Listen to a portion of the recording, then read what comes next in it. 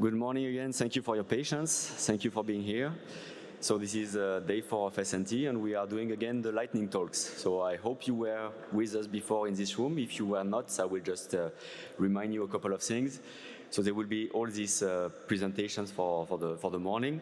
I invite all the authors that will be talking during the first hour to line up on the left side of the stage. Even if you talk at the end of the hour, please start lining up so that we know you're here. And once this session is over, then you will be invited to go to your touchscreen, your assigned touchscreen in the next room. Please note your e-posters will be loaded at 10 sharp. So even if we finish early, it will only be loaded at 10 sharp because right now there is the touchscreen that are assigned from speakers from the last session from yesterday. And then you will have your dedicated touchscreen from 10 to 11. So with this, I think we will start. In case the display shut down, don't worry, this is still, you will still be able to see your slide here, and we will continue. It's just a display in the room. So thank you very much. Let's start with the first speaker.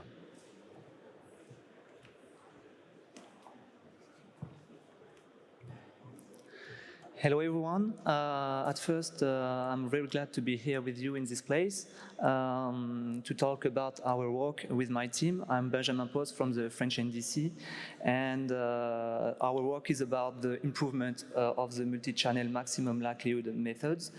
This method was initially designed for single source signal processing for estimation and detection of wavefront parameters, but we succeed in the generalization of multi-source estimation. And for this aim, several maxima are estimated on the likelihood function.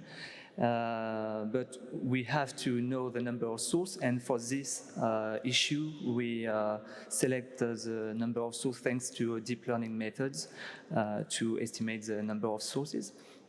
And the result shows that MCML is able to estimate multi-source overlapping in the time frequency domain.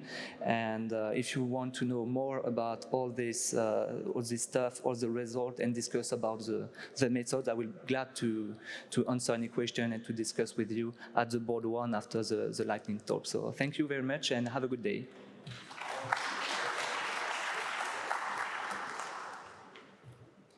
Good morning. It's not my poster.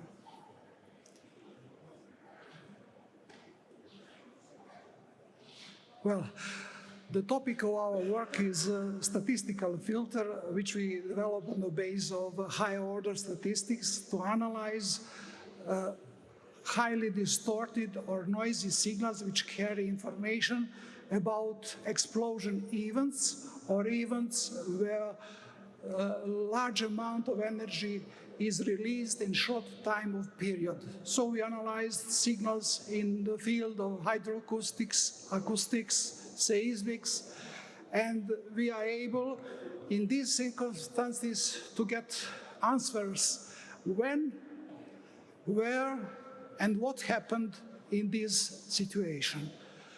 So we are calling you to see our presentation at poster session, and we are open to help anyone who has problem with analyzing of those signals with significant noise and significant distortion. Also, we can give solutions for these problems, and they are open to collaborate in this field. We performed significant noise, signal-to-noise ratio improvement in this situation. You can see it. Thank you.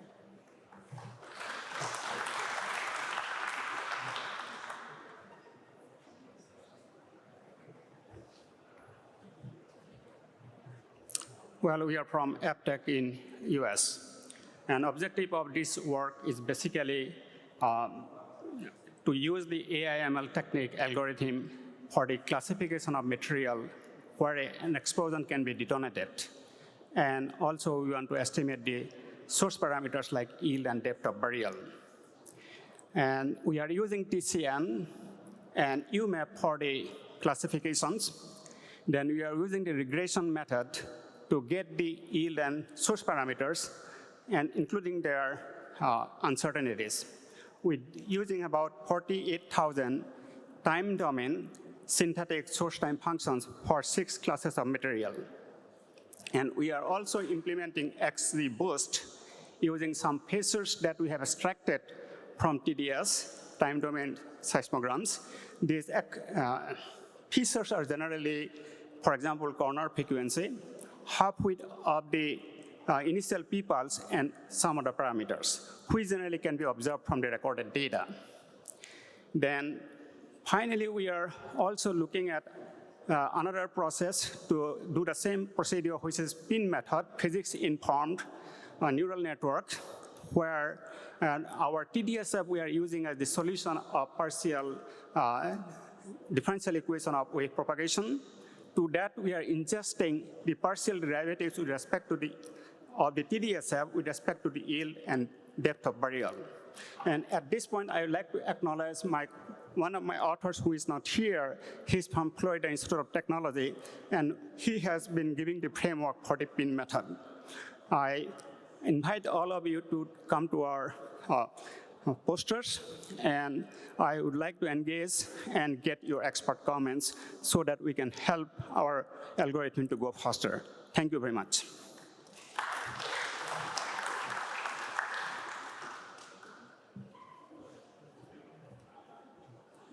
Good morning, everyone. My name is Mitchell Solomon. I'm from United States Air Force Technical Applications Center. And deep learning has been a fairly pervasive term across a variety of fields, and their success is largely dependent on very large data sets in which they are interpolating within some feature space learned by the network. However, it's been shown that they are quite bad at extrapolating outside of their data domain. To this end, a physics-guided machine learning has been a solution proposed at the intersection of data science and physics to overcome the issues of small data or out-of-distribution prediction for a neural network. So in this work, we have applied the physics-informed deep learning framework to time domain source function forward modeling. And as you can see, we have the framework and it's being applied to controllable synthetic time domain source functions with the goal of fast forward modeling and improved out of distribution generalization. And for future work, we hope to have the inverse problem be applied where we can do source characterization from synthetic and observed real seismic signals. So, thank you.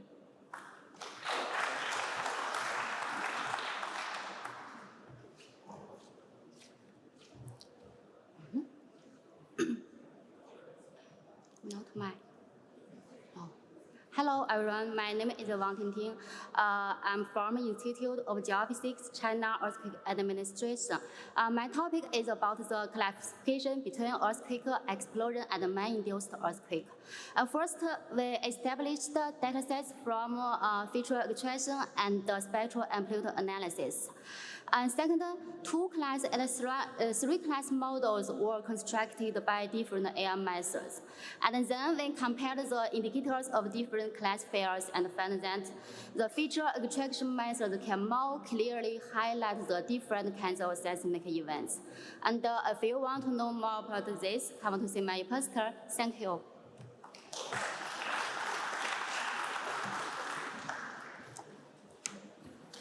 Good morning, everybody. I'm Phil Blom. I'm an infrasound scientist at Los Alamos National Laboratory. I'm presenting some recent work on our signal analysis toolkit.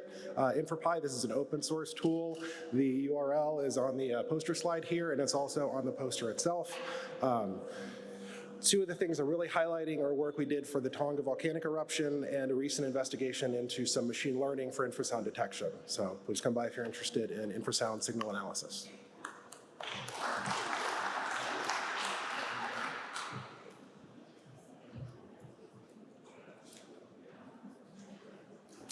Good morning. My name is Charlotte Rowe. I'm a seismologist at Los Alamos National Laboratory in the United States, and I'm here to encourage you to come by our poster on a tool for evaluating transient noise on seismic array components.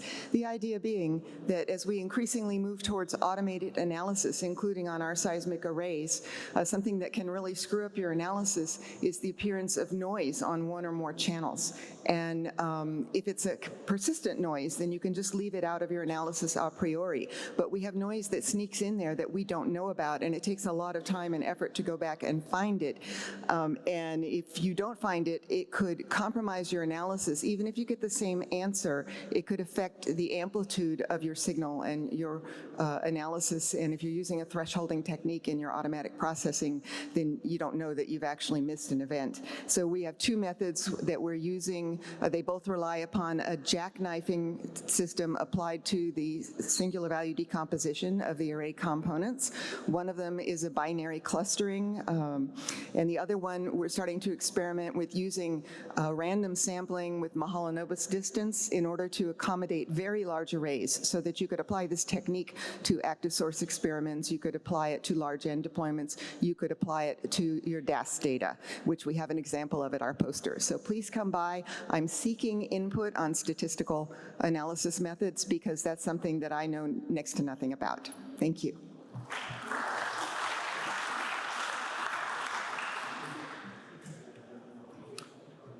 Hi, everyone. My name is Clint Koch. I'm from Sandia National Labs. So we all know that noise from a variety of sources can obscure signals of interest on seismic waveforms and often inhibits the ability of analysts downstream to perform their jobs. And so recent efforts to mitigate such noise has utilized convolutional neural networks trained to separate out the signal from the noise. And so this study, we seek to test the transferability of one of these convolutional neural networks by applying the model to station MCAR of the IMS network. And in addition to applying it to the station, we also seek to expand it to 3 components by incorporating noise from the SnT data set as well as stations from across the IMS network. And so our initial results indicate that the convolutional neural network is able to outperform frequency filtering, both in terms of signal to noise ratio, as well as inability to preserve the amplitudes and shape of the waveform. So if you're interested in hearing more, I look forward to talking to you at my poster. Thank you.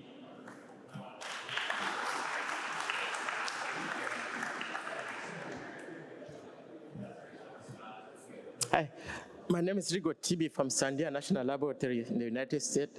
We implemented and applied 3 classes of noise suppression method. The noising method consists of approach based on nonlinear threshold and continuous wavelet transform, convolutional neural network, and frequency filtering. The approaches were subjected to the same analysis and level of scrutiny using the same set of metrics. And the result had some very important implications. For example, if the purpose of the analysis is to exploit the amplitude information of the seismogram for magnitude or yield or moment tensor estimation, among the methods evaluated, we think that the CNN approach will be the most suitable method. If you are interested to learn more, I will invite you to join me as poster board number 10. Thank you.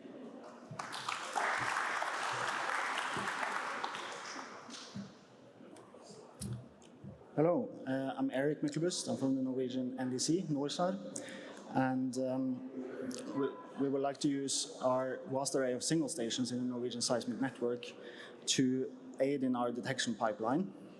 And we're especially interested in events in Scandinavia, and we want to use deep learning to aid this process and limit the use of our analysts. However, there's no data set for this task yet, but we have created a data set for Scandinavia or regional events in Scandinavia that we want to use for deep learning. And we have trained various network or various set of deep learning methods, both state-of-the-art and novel methods on this task. So please come to board number 11 to know the details. Thank you.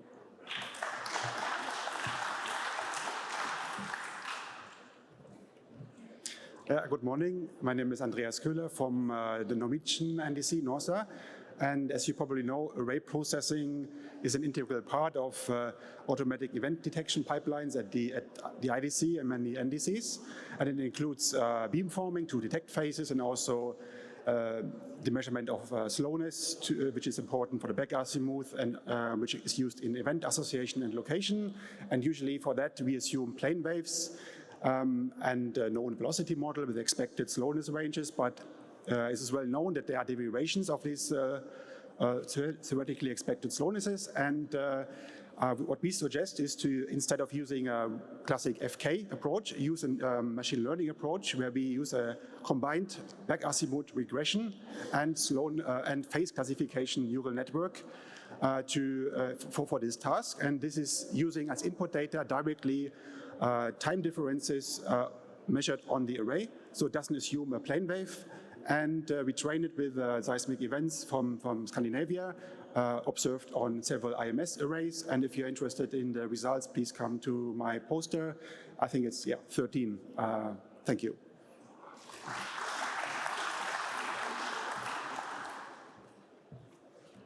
Good morning. My name is Christina Ting from Sandia National Laboratories.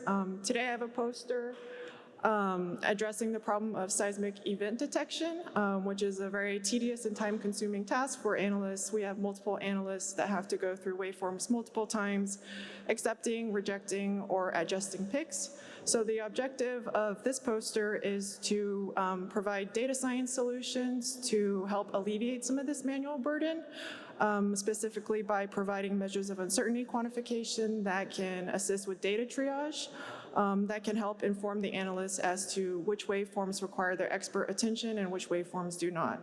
So if you're interested in this topic, please come to poster number 14, where I'll also have some results where we evaluate the performance of the algorithm, but also the performance of the analysts interacting with outputs of the algorithm. Thank you.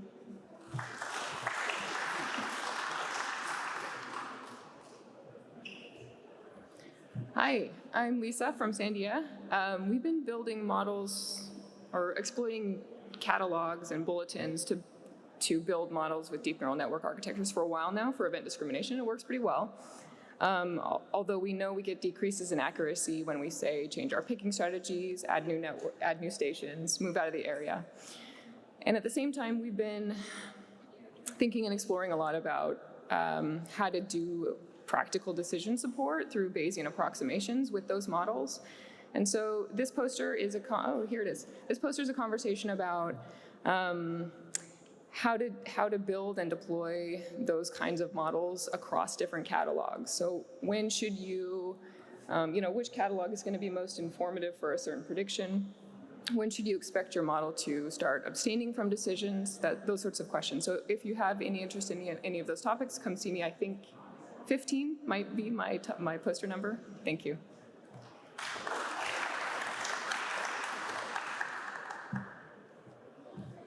Good morning, I'm Marcel Pastor. We are presenting a poster with automatic infrasound signal classification. For that we have a labeled dataset containing about 14,000 detections from 3 classes.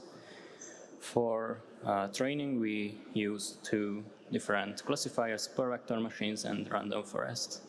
We seen pretty good results. For details, please see me at screen 16. Thank you.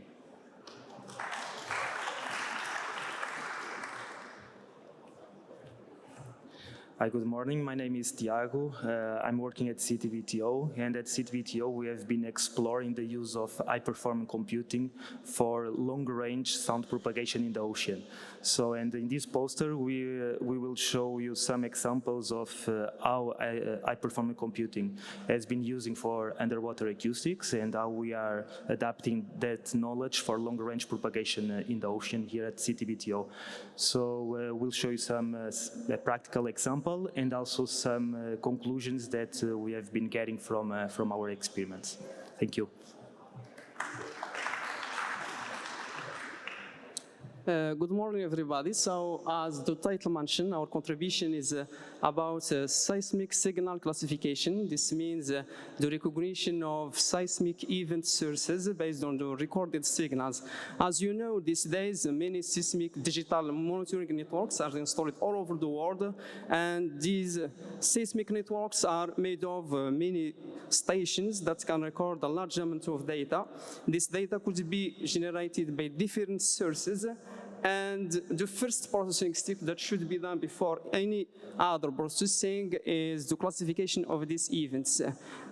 Of course, this classification can be done manually by analysts. However, this classification task needs a lot of time and a lot of work. This is why an automatic classification task is needed. So in this study, we have developed a classification task based on the artificial intelligence. So for more details, please don't hesitate to visit our poster. Thank you very much.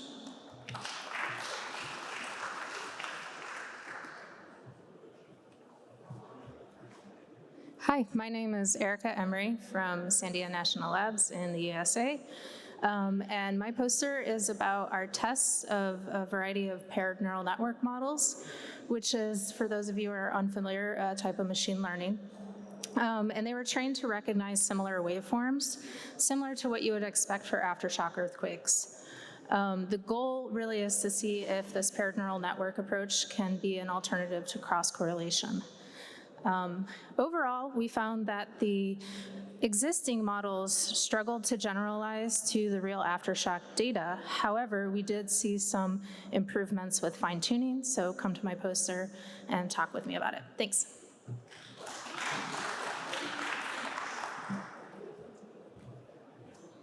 Good morning. My name is Stephen Heck. I'm from Sandia National Laboratories. My colleagues and I trained PhaseNet, a deep learning seismic signal detection model on IMS data, approximately 14 years of waveforms. We used the LEB to identify signals in the IMS, and then we also sampled from waveform segments with no known associated signals. We generated 5 data sets where we varied the ratio between the unassociated waveforms and the soaked waveforms, and we found that by increasing the unassociated training samples, we can increase precision, but at the expense of recall. Additionally, we compared our models to non-IMS trained models that are available for download through the SeisBench framework. And the primary result we found is that all of these models got comparable recall, but our models had an order of magnitude better precision in terms of false positives. That's indicated on the plot on the side. Kind of messy. Those are all data points with thresholds above them, but the red box identifies where our models are, and the black box are the seismic or the SeisBench models. True positives are on the vertical axis, and false positives are on the y-axis. Anyway. Thank you.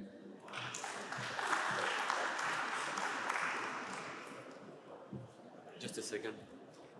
Just a quick intervention. So have you seen the screen goes black sometimes? So don't worry, it's here for the speakers, you still see it, but the projector has a problem, so we will replace it at the end of this lightning talk. But just in the rooms that you know that sometimes it doesn't display what the speaker is talking about, so don't be surprised. We'll change it at 10.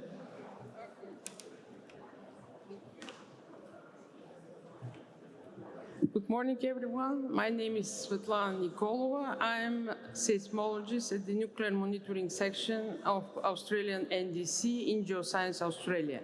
We're presenting the work of SeisComp, a NIAP version with NetVisa, and we would like to promote this software to all NDCs. It's extremely powerful software which allows processing on spot of the array data, including possibility for inclusion of your local stations. These stations are processed with the IDC software as CDFX. Original is the data feature extractor, and allow defining the phases with time, slowness, and azimuth. It also allows to include your own arrays. This is something that is not very clearly defined in the documentation, and we managed to do this. And finally, NetWiz is very powerful associator, and we present some examples of work of our software, like Nord Stream automatic detection, Tonga, several events. We have captured 4 of them. IDC has 6. And a local event in Australia defined by the local station and including an infrasound association. So we can do also infrasound associations. We have also events with the hydroacoustics association, so we can, in essence, we can replicate the work of the IDC. Thank you.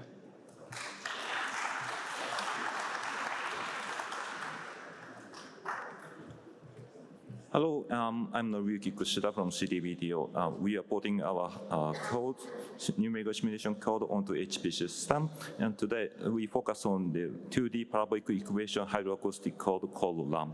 And after application of GPGPU to the DGX station, which has 4 GPUs, we obtained almost 100 times speed up to 1 core simulation. So if you are interested in our effort on porting to our code onto the HPC system, please visit board 22, even though I haven't prepared any beer. Thank you very much.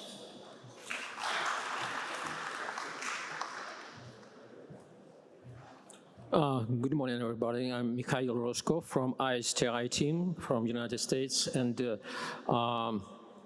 we're talking about ambient noise tomography. During the last 2 decades, ambient noise tomography, or ANT, became quite a solid method for crustal velocity modeling. And we can see at least 2 directions where it can help CTBTO. The first direction is refining crustal velocity model underneath the IMS small aperture arrays. There are at least 2 things that it help. First is improving sensitivity of the array by decreasing beam loss during the beamforming process. And the second thing is enhancing synthetic modeling for the moment tensor inversion. The second thing is where ANT can help is utilizing larger aperture data like the one from the SAMS array during CTBTO OSI field campaigns when searching for the heterogeneities and collapses.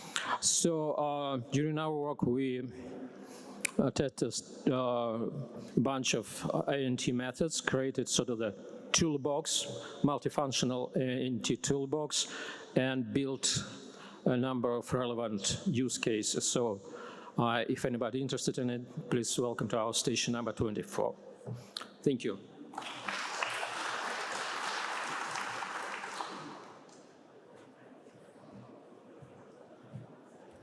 Okay. Good morning, everyone. My name is Li Jian from China NDC. My talk is about the application of machine learning in seismic monitoring data processing. In recent years, we all know that the machine learning has been used in the seismic data processing at different stages, such as event detection, denosing, phase picking, association, and event location, etc. In our China NDC, we also pay more attention to the application of the AI technology, especially in the waveform data processing. The work includes the local phase picking and association based on the multitask CNN, noise signal recognition using GAN plus STM joint network, seismic phase sequencing detection based on the transformer, and event association and location based on the probabilistic model. Tests have shown that these methods improved the performance of automatic processing in some aspects. There are still some issues needed to be addressed in the future for the application of the machine learning in waveform data processing, such as the lack of training data or unbalanced training data in some categories and regions, and the interpretability and the explainable of the machine learning used for the verification purpose. and the evaluation methods and the benchmark data sets needed for the machine learning algorithm evaluation. So if you are interested in my talk, please come and see my poster for more details. And I think my poster is on the board 25. Thank you.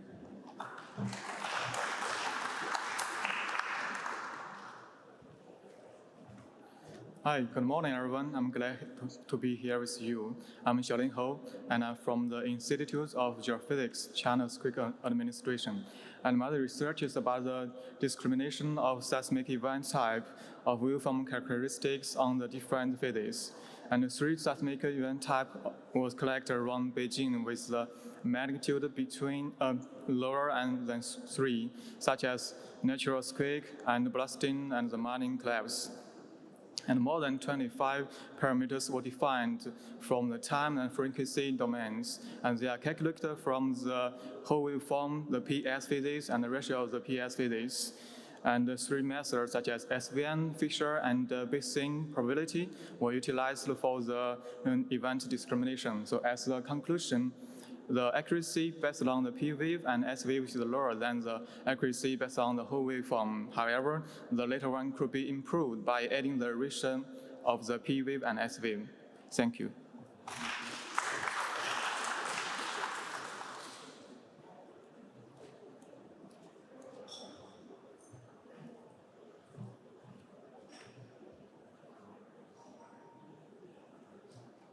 Okay, good. This presentation is a little bit different. So we are talking about the work of the NetVisa in operations and in the test. We consider that eventually after the implementation into of NetVisa into the operations, we will face much more events which are containing auxiliary data. On the other hand, we have identified a clear trend that in the past years, increase of the difference between LEB and REB events has been grown. And for that reason, it's probably time to review the event definition criteria that are set currently in IDC. This is discussed in the presentation, and we would like to open this discussion for waveform expert group, for other seismological experts, in order to consider the increase of the network, seismological network, infrasound network, and to eventually review event definition criteria that are set at this moment. Thank you.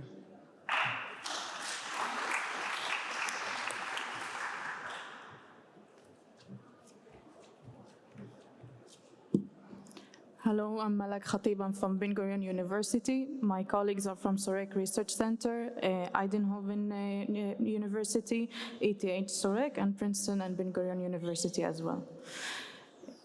I'm going to present to you our new method, the deep augmented music method for direction of riser estimation, specifically azimuth estimation seismic arrays. Multiple signal sources estimations is very pivotal in signal processing estimation. One of the most famous methods is the multiple signal classification method, also known as the music method.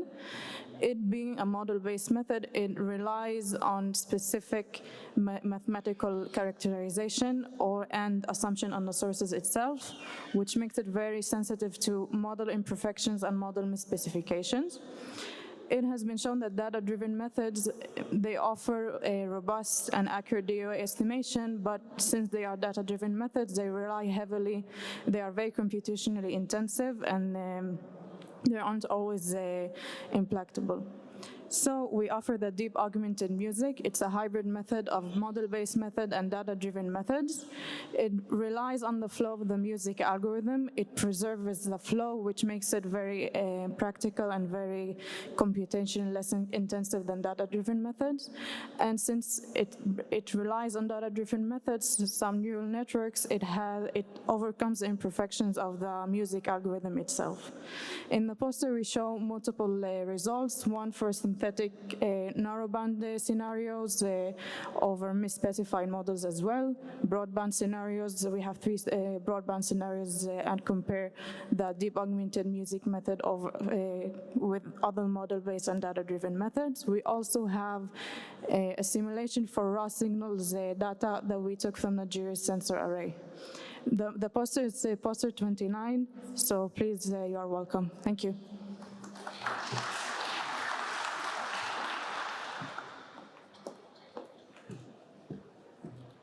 Good morning, everyone. My name is Shayma Hosni Al-Kholi from Egyptian National Data Center. My poster is focusing on classification between natural earthquakes and nuclear explosions, by using several models of machine learning, depending on previous output features. In different countries around the world. If you want more information about this topic, please visit my e-poster in the board of CERTI. Thank you very much.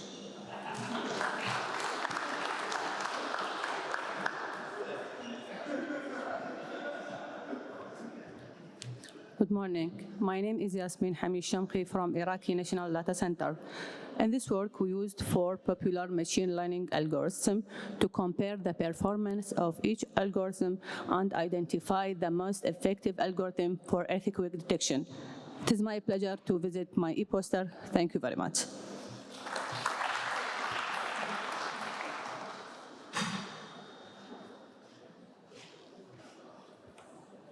Good morning. I'm Iman Kahbasi from IIES. Earthquake detection and phase picking is the essential steps of most seismological studies.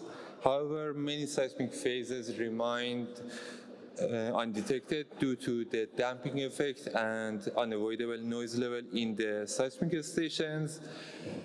So, is there a solution to overcome this challenge? One approach is the matched filter method, which utilizes the cross-correlation technique for phase identification. In this study, we showed the effect of input parameters and the results of using this method. We compared the catalogs of detected aftershocks obtained from the matched filter and SALTA techniques. If you would like to get more information, feel free to visit me on Monitor 33. Thank you.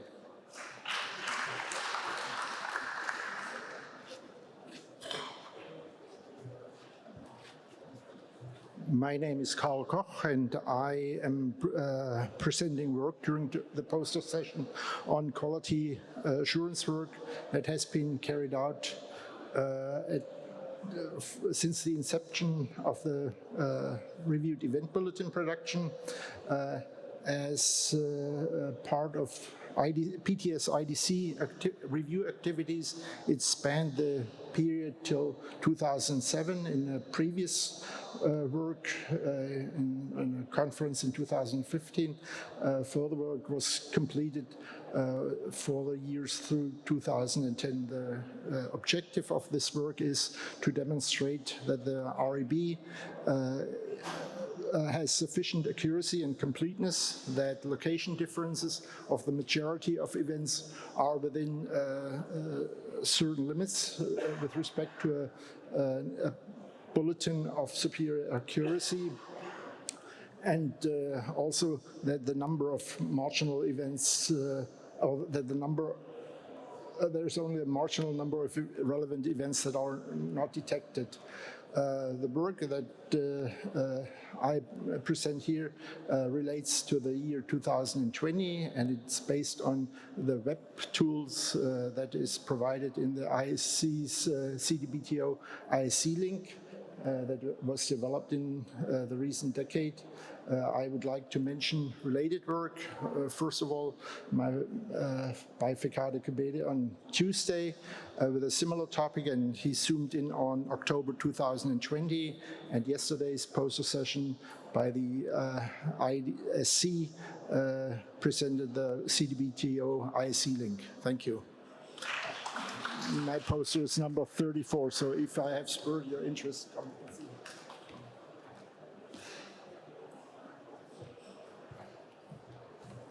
Hello, good morning. I will talk about the I-42 infrasound station that is located in the Azores Island in the middle of the North Atlantic Ocean. and due to its location, it allows to detections of a wide range of infrasound signals that are produced by a variety of local, regional, and faraway sources. In a previous work, we make a compilation of events related with volcanic activity, explosivity, and now with this work, we aim to locate, characterize, and catalog the coherent infrasound sources and distinguish them from the environmental noise around the islands and other sources of infrasound that we want. For that, we use 10 years of data from IS-42, and we process them, and we present here the results. We also use the REB and CEL3 detections for that. This is an ongoing work, so this is the previous results. So I invite you to visit my poster next hall. Thank you.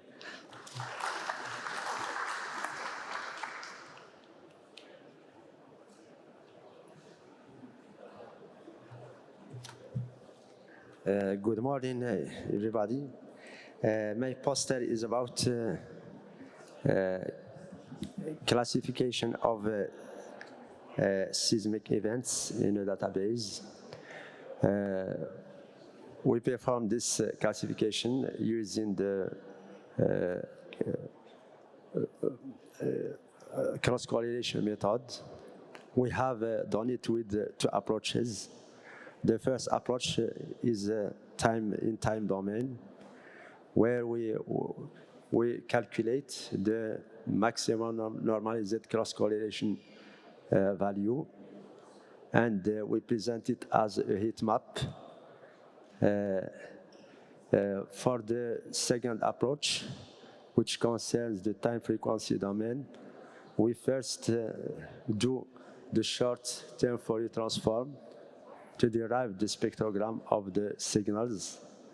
Then we do the cross-correlation in the two-dimension cross-correlation.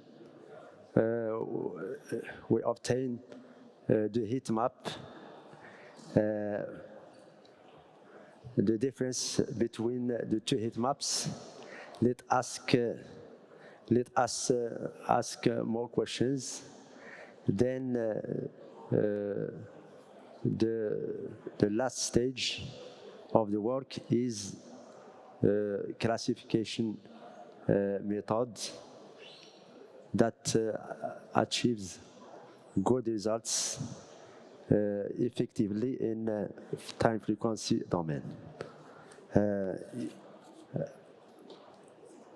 So I invite you to the panel 37 for further discussion about this topic. Thank you very much.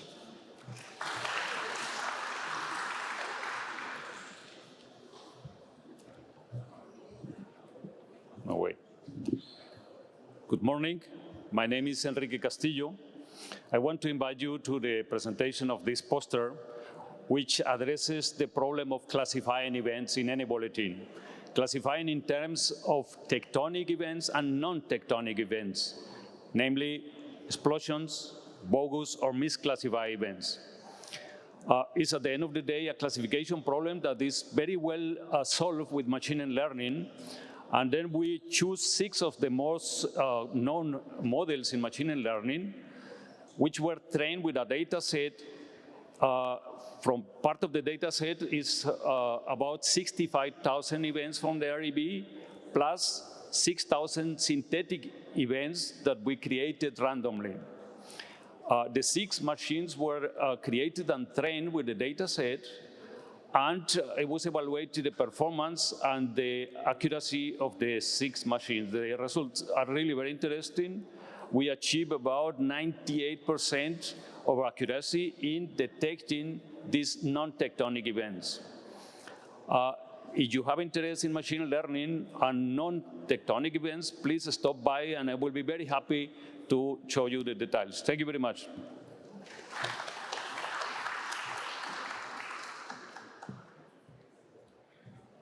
Good morning. Anyway, so NetVisa is a global scale model, global scale Bayesian model of seismology, which is used to build seismic event and hydroacoustic infrasound event bulletins. It is currently in the process of being deployed at the IDC. In this work, the enhancement we made to the model in conjunction with IDC was to update the way event uncertainties were computed. So there was a previous algorithm called liblog. We have updated it to now use the NetVisa model to estimate the uncertainty. So we've done a lot of analysis in terms of accuracy measurement and calibration. So if you want to understand how we estimate the calibration of uncertainty estimates, please come back to the poster number 41. Next slide, please. In the next slide, which also you cannot see, we've done further analysis of NetVisa in terms, so there's a common criticism that we have received over the past 10 years of presenting results is, oh, this is fine, but, we compare with GA and GA uses an event definition criteria. What if you were to add an event definition criteria on NetVisa? What would the results look like? And, as we have pointed out, that doesn't make much of a difference. We just end up losing good events. Anyway, we did a detailed analysis of adding the event definition criteria. The other thing that we looked at was the effect of the seismic event prior that we have in NetVisa, which people have also questioned as to the effect of that on the accuracy. So we've done a detailed analysis of with and without the seismic event prior, with and without the event definition criteria. So please come by to understand, how these variations to NetVisa affect the results of the event bulletin. Thank you.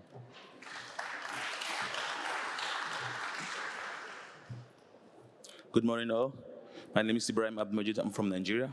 I just want to talk on efforts and challenges and the way forward for the CPT to enter into force. We observe that the CPT has a great role to play in terms of global peace and security. But if the CPT doesn't enter into force, the role of the CTBTO will be underestimated. So, however, what I did was to review all the efforts of the CTBTO, the Secretariat has been doing over the years, and I looked at the challenges and proposed this four-way solution so that the CTBT can enter into force, so that we can guarantee global peace and security, so that we can also reduce nuclear armed race. So I invite all of you to come to poster 44 to come and see the 4-point solutions which I propose. Thank you very much, as I expect your coming.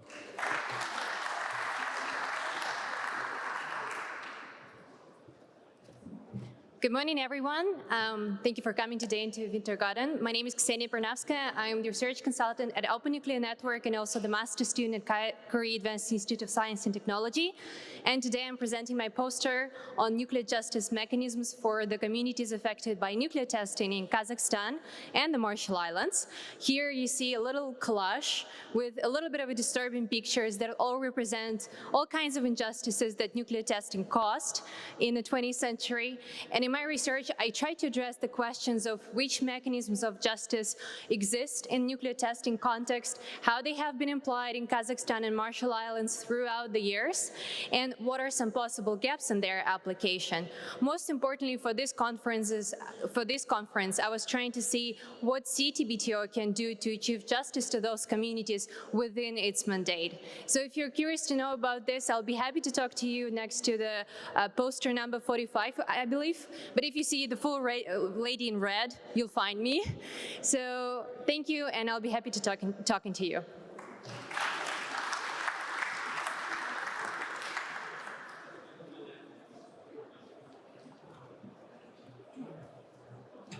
Good morning, my name is Maharani Hapsari. I'm from Universitas Gadjah Mada, Indonesia, and I'll be presenting on CTBT universalization as a social learning process, and I adopt the knowledge co-production framework to see how the role of the scientific communities can be advanced beyond scientific knowledge production.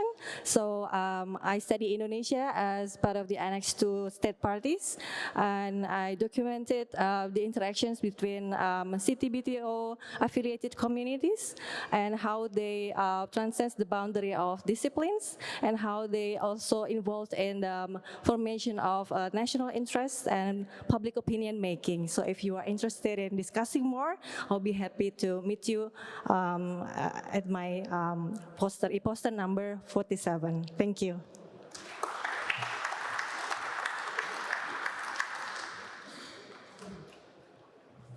Okay, good morning everyone. My name is Wahyu Yun. I'm from Universitas Gadjah Mada, Indonesia. So I would like to invite you all to my board panel number 48 because I'd like to discuss a perspective that very different from you because I'm from Faculty of Law. And I talk about the daring in dilemma, ration d'etre of the Indonesian ratification of CTBT and how it challenges until today, especially on the development of nuclear in Indonesia. Because as perhaps you already know that from the first initiation of EIA in 1957, Indonesia has already been actively involved.